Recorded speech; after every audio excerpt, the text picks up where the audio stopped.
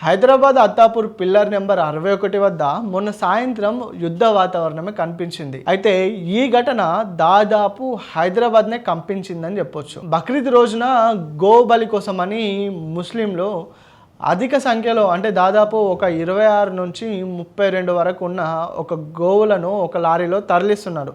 అది కూడా అక్రమంగా వాటిపైన ప్లేవుడ్లు పెట్టి గోవులు కనిపించకుండా అయితే అక్రమంగా తరలిస్తున్న క్రమంలో గోరక్షకులు కొంతమంది దాన్ని చూసి అక్కడ వెళ్తున్న ఆ వాహనాన్ని పట్టుకొని ఆ డ్రైవర్ని ప్రశ్నించగా ఆ ప్లేవుడ్లు తీసి చూస్తే దాదాపు కొన్ని గోవులు అక్కడ కనిపించాయి.